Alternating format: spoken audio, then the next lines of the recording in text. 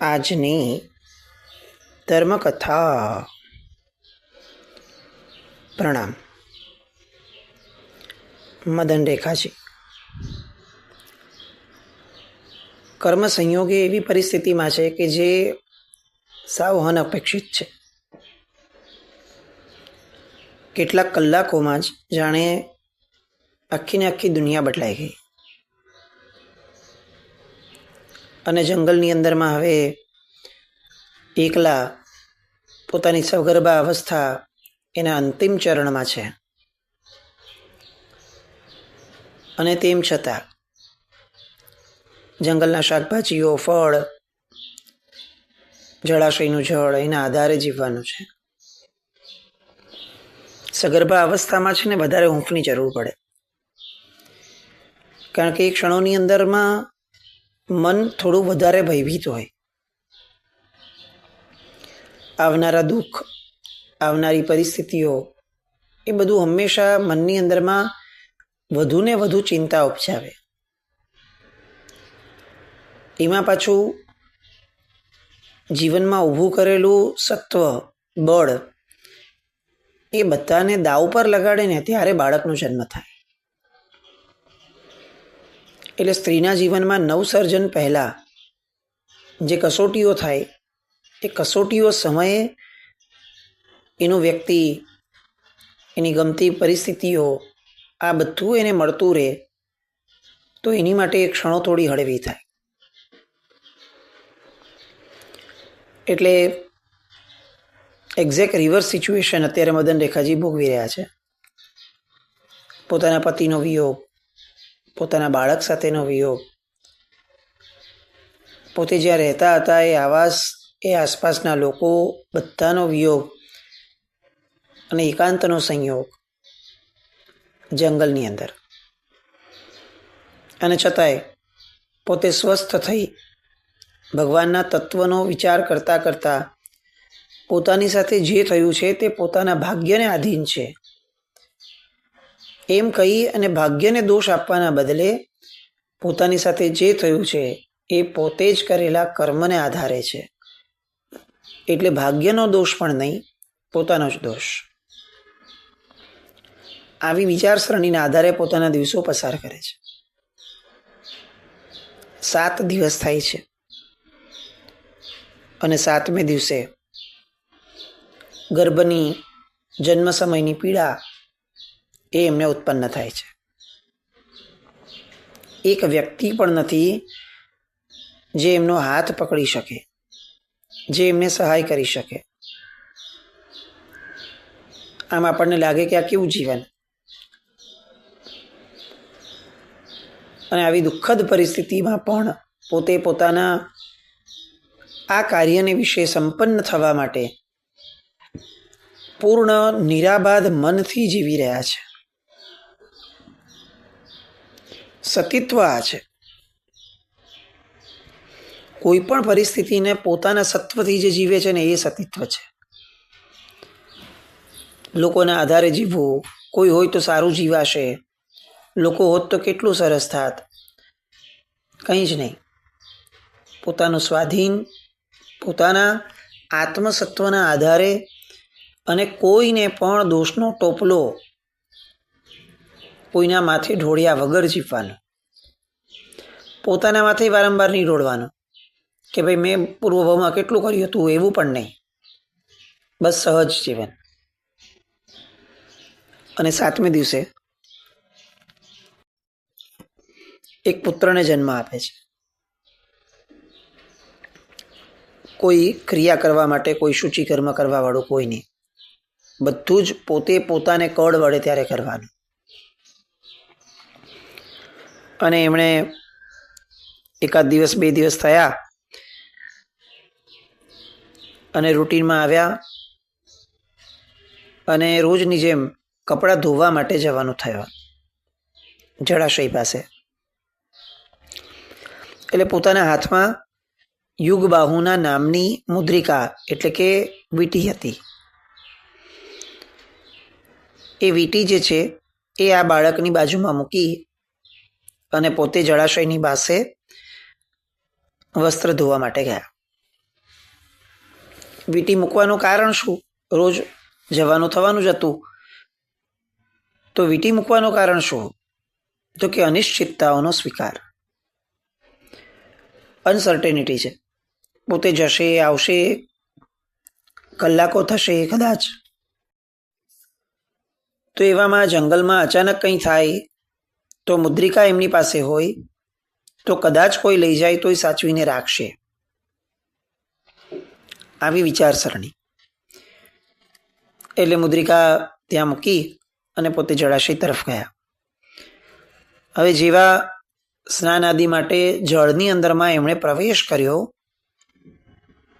અને તરત જ એ સરોવરની અંદરમાં એ સમયે જળ હસ્તી એટલે કે પાણીનો હાથી, એ જળ હસ્તીએ સૂંઢમાં એમને પકડ્યા અને આકાશમાં ઉછાળ્યા.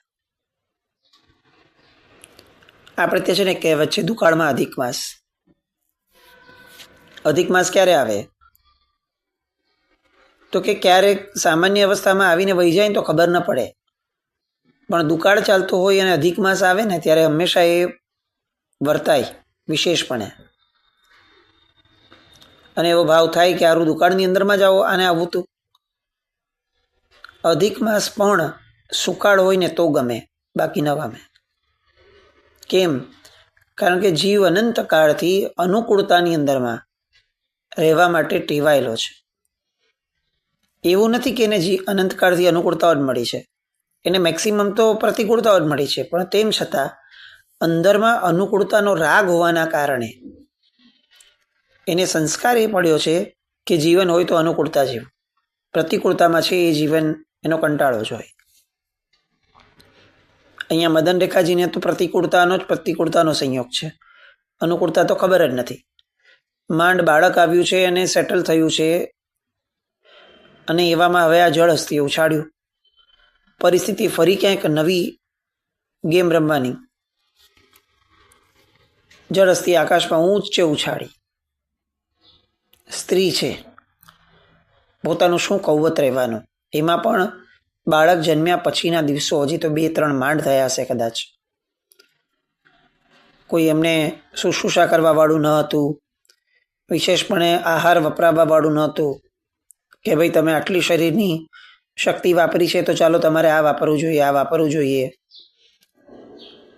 આવું કંઈ જ ન હતું. હવે સંયોગો જુઓ, આકાશમાં ઉછાળ્યા, નીચે પડવા જોઈએ, નીચે ના પડ્યા. આયુષ્ય પ્રબળ કોને કહેવાય? કારણ કે જો નીચે પડ્યા હોત તો ચોક્કસપણે મરી જ ગયા હોત, પણ આયુષ્ય પ્રબળ છે એટલે પોતાનું આયુષ્ય કર્મ હવે આ આયુષ્યને દીર્ઘ બનાવવા માટે કોકને નિમિત્ત બનાવશે. અને કોણ નિમિત્ત બન્યું આવા જંગલમાં? તો કે કોઈક દેવ નંદીશ્વર દ્વીપની યાત્રા કરવા માટે વિમાનમાં જતા હતા અને એ સમયે એમનું વિમાન ત્યાંથી પસાર થયું.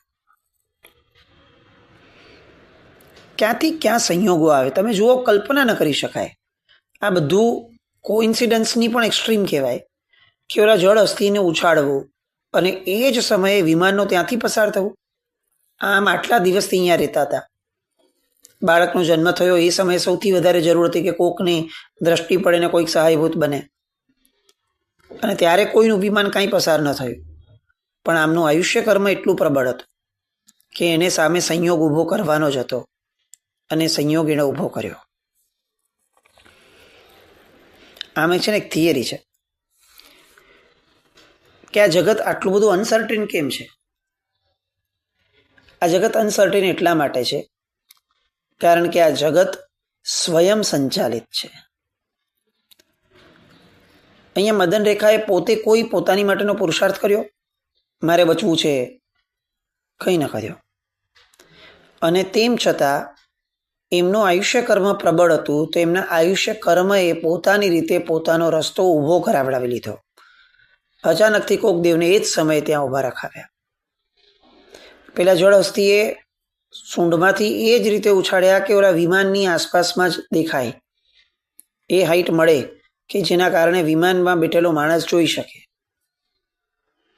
આ બધું કઈ રીતે થયું હશે? એ વિચારવા બેસીએ ને ત્યારે આપણને એક જ જવાબ મળે કે આખું જગત ઓટો મોડ ઉપર ચાલે છે. આપણું કર્મ એ આપણને એ જ વસ્તુ આપે છે ન્યાયી રીતે કે જે વસ્તુ આપણે એ સમયે મેળવવાને પાત્ર છીએ. નહીં તો આવડું દુઃખ આપ્યું હતું ત્યારે કોઈ ના આવ્યું, અને અત્યારે મૃત્યુ આવી ગયું હોત એ સમયે ખાલી મૃત્યુ અટકે એટલા માટે કોઈકને બોલાવડાવ્યું કર્મએ. તો જે ઓટો મોડમાં હોય એ વસ્તુ સાથે આપણે કઈ રીતે જીવીએ છીએ? તમે જુઓ, મશીન્સ ઓટો મોડ ઉપર હોય છે. ફોર એક્ઝામ્પલ, આપણે વોશિંગ મશીન સ્ટાર્ટ કર્યું, હવે ફૂલ્લી ઓટોમેટિક છે. તો શું થશે? તમે એને મૂકી દીધું કે ભાઈ અત્યારે આ કપડાં નાખ્યા ને આટલા મિનિટ માટે આ થવાનું. હવે કોણ મૂર્ખ હોય કે જે સતત ચિંતા કરે કે અંદર બરાબર ગયું કે નહીં, ચાલો હું જોઈ લઉં, હું બંધ કરીને એકવાર ચેક કરી લઉં ખોલીને. આવું કરશે કોઈ? નહીં કરે. માણસ સહજ થશે કે ભાઈ ચલો થઈ ગયું છે ને, એ એની મેળે થશે, હવે એની મેળે થશે. હવે કેમ આવી નિરાશ છે એને? કારણ કે એને વિશ્વાસ છે કે મારા કરવાથી કંઈ થવાનું નથી, આ મશીન પોતાની મેળે સ્વયં સંચાલિત છે, એનામાં એકવાર જે ફીડ થયું છે એ પ્રમાણેના સંયોગો અંદર ઊભા કરી જ લેશે, અને રિઝલ્ટન્ટ આઉટપુટ તરીકે જે કામ ઈચ્છનીય છે મારું એ કરીને એ આપી દેશે. મશીન જે કાર્ય માટે સર્જાયું છે એ કાર્ય એ કરીને આપશે જ. આ એક્ઝેક્ટ થિયરી આ જગત માટે, આપણા જીવન માટે આપણે કેમ ન વાપરી શકીએ? આ જગત સ્વયં સંચાલિત છે. હું મનથી વિચારું કે ન વિચારું, હું રાગ કે દ્વેષ બેમાંથી કંઈ પણ ઊભા કરું કે ન કરું, હું લાગણીઓ જન્માવું જાણીને સામેથી કે ન જન્માવું, જગત એની જ રીતે મારું ચાલવાનું છે. જીવન એ જ પ્રવાહથી ચાલવાનું છે, અને મારું કર્મ ગોતી જ લેવાનું છે એનો સંયોગ. મારે સંયોગો ઊભા થાય એની ચિંતા કરવાની જ નથી. અને આપણે આ અનુભવ્યું છે કેટલીય વાર કે ધારેલું શું થાય? નાનપણથી સાંભળતા આવ્યા છે ધાર્યું ધણીનું થાય, અને તેમ છતાં આપણી ધારણાઓ ક્યારે અટકતી નથી. કેમ? તો કે ધણી પ્રત્યે આપણને શ્રદ્ધા જ નથી. જો ઉપરવાળો ધણી, ધીંગો ધણી એ બધું જ કરવા સક્ષમ છે અને એની ધારણા પ્રમાણે જ કરવાનો છે, તો હું મારી સમજણનો ચમચો કેમ ચલાવું છું? આવું હજારો અનુભવ પછી પણ આપણે શીખ્યા નથી. કેમ નથી શીખ્યા? કારણ કે આ મોહનીય કર્મ છે. આખા સંસારનું મૂળ એ આ મોહનીય છે. અને શાસ્ત્રકાર ભગવંતો બહુ પ્રેમથી આ જ સમજાવે છે કે બેટા બસ આટલું ફેરવી નાખ. જગત સ્વયં સંચાલિત છે, એમાં તારું મગજ દોડાવવાનો પ્રયત્ન નહીં કર. તારે મગજ દોડાવવું છે તો તારા આત્મા માટેનો વિચાર કર, કારણ કે એ તારે ઊભો કરવાનો છે. એ સ્વયં સંચાલિત નથી, એ તારા કર્મના આધારે સંચાલિત છે. તું કૃત્ય કર, તું તારો પુરુષાર્થ કર, એના આધારે એ ચાલશે. બાકી જગત એ તારા પુરુષાર્થથી કંઈ ચાલવાનું નથી. તારું કર્મ તારી પાસે પુરુષાર્થ કરાવી જ દેશે. અને આ થિયરીના આધાર ઉપર એક સહજ જીવન છે, એક દ્રષ્ટાભાવનું, એક સાક્ષી ભાવનું જીવન છે, જે સાધકો આજે પણ જીવતા હોય છે. મદન રેખાજીએ આવા કપરા સંયોગોમાં પણ કેમ ટક્યા હશે?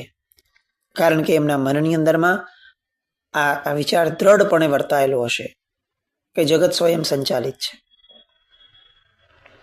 અને આ સંયોગો પેલા દેવે મદન રેખાજીને ધરી લીધા અને પોતાના વિમાનમાં મૂકી દીધા. પોતે જાય છે નંદીશ્વર દ્વીપની યાત્રાએ. હવે નંદીશ્વર દ્વીપની યાત્રાએ કયો માણસ જાય, કયો જીવ જાય?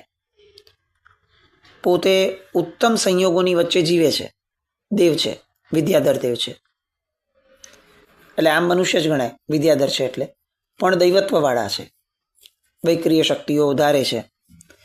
હવે પોતે શુભ ભાવ વિના આવા ક્ષેત્રમાં કે આવી જગ્યાએ જાય એ અશક્ય હતું. એટલે શુભ ભાવની પરાકાષ્ઠાએ હોય તો જ પોતાના સુખો છોડી અને વૈતાઢ્ય પર્વત પરથી ત્યાં નંદીશ્વર દ્વીપની યાત્રાએ જાય. આવા શુભ ભાવની અંદરમાં એણે એક આત્માને બચાવ્યો, એક સ્ત્રીને બચાવીને પોતાના વિમાનમાં લીધી. સાહજિકપણે આપણે વિચારીએ કે એને શું ભાવ થવો જોઈએ. તરત આપણે હોઈએ, આપણે શું કરત, જાત્રાએ જતા હોઈએ ને આપણે, ત્યારે આપણા મનના ભાવો પણ અલગ હોય, કારણ કે આશય અલગ છે. એટલે જાત્રાએ જતા કોઈ દુઃખી દેખાય તો સહેજે આપણા મોઢામાંથી નીકળે કે ભાઈ આ શું છે, બેન આ શું છે, તને કેમ આવી તકલીફ છે, આવું સહેજે થાય. આપણા રૂટીન જીવનમાં થાય કે ન થાય, પણ જ્યારે સારા કામ માટે ગયા હોઈએ ને ત્યારે આપણા ભાવો ઓલમોસ્ટ આ દર વખતે આપણે અનુભવ્યું હશે કે સારા હોય. એટલે અહીંયા એક્સપેક્ટ એમ કરી શકાય કે પેલા વિદ્યાધરને પણ એમ થયું હશે કે ઓહો બેન શું થયું તારી સાથે, કેમ આવી સ્થિતિમાં જંગલમાં અહીંયા એકલી? પણ આવું કાંઈ ન થયું. પેલાને મદન રેખાજીનું રૂપ જોઈ અને એની પર રાગ જન્મ્યો, મોહિત થયા. પોતે જે શુભ કાર્ય માટે ગયા છે એ શુભ કાર્યથી ભ્રમિત થયા. પરિણામ શું આવ્યું? તો કે હવે જાત્રાનો વિચાર માંડી વાળ્યો, પોસ્ટપોન, હાલો ઘર ભેગા. કેમ? તો કે આટલી ઉત્તમ રૂપાળી સ્ત્રી મળી છે, ઘરે લઈ જાઓ. એટલે યુટર્ન લેવાયો.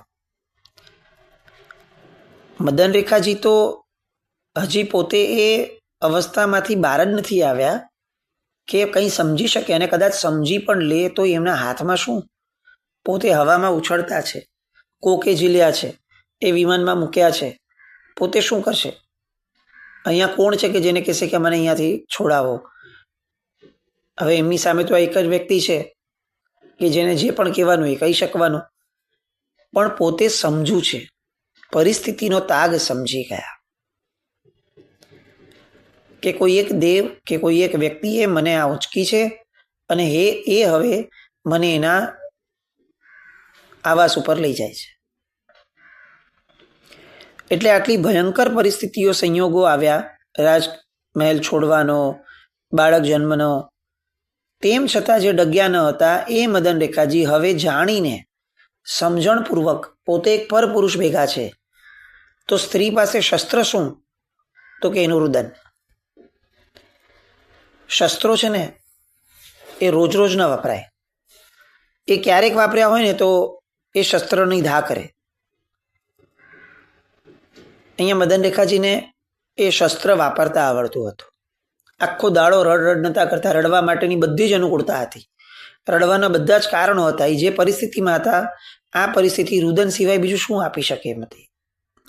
અને તેમ છતાં એમણે પોતાના એ શસ્ત્રને એ સમયે ન વાપર્યો, એ આર્ત ધ્યાનમાં ન ગયા. પણ અત્યારે એમને ખ્યાલ આવે છે કે શું બની રહ્યું છે, ખળવળી છે, એટલે તરત જ એમણે રુદન નામનું શસ્ત્ર વાપરવાનું શરૂ કર્યું.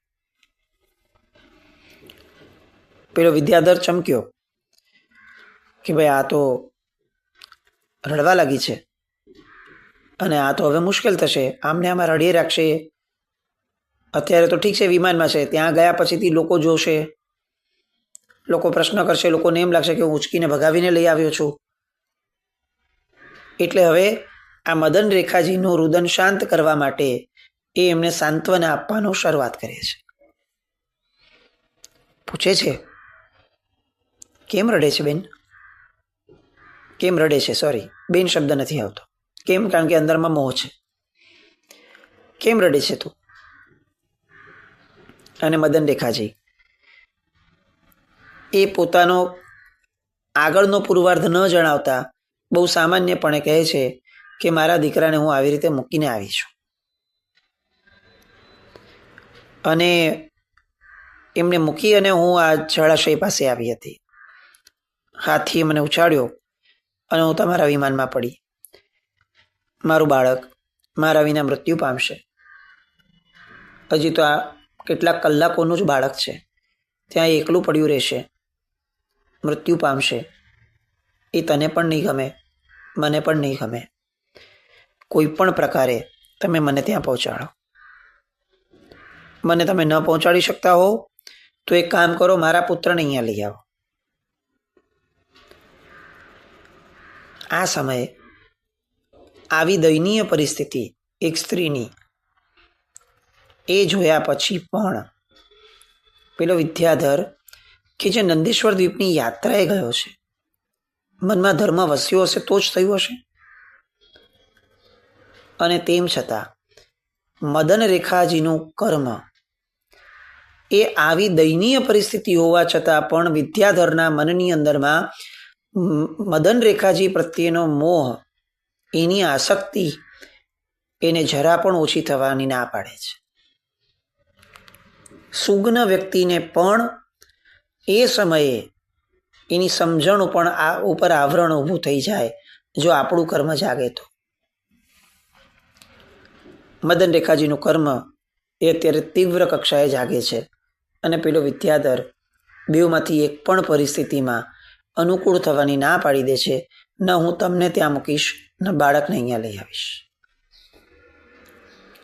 અને ખરેખર જો આવું કરવું હોય તો મારી શરત એ છે કે મને તારા પતિ તરીકે સ્વીકાર, તો હું આ કરીશ. હવે બુદ્ધિનો વિષય આવશે અને સતીત્વ હવે મદન રેખાજી પાસે એ બુદ્ધિના આટાપાટાઓ પૂરા કરાવશે. હવે ચતુર મદન રેખાજીનો સ્વરૂપ આપણને જાણવા મળશે કે જે ચતુરાઈ વાપરી અને શીલના રક્ષણ માટે કઈ રીતે એક એક પગલાં લે છે. આ બધી વાતો માટે આવતીકાલે ફરીથી મળશું. જીના આજ્ઞાવૃત કંઈ પણ બોલાય તો મિચ્છામિ દુક્કડમ. જય નામ જય અતિશાસન.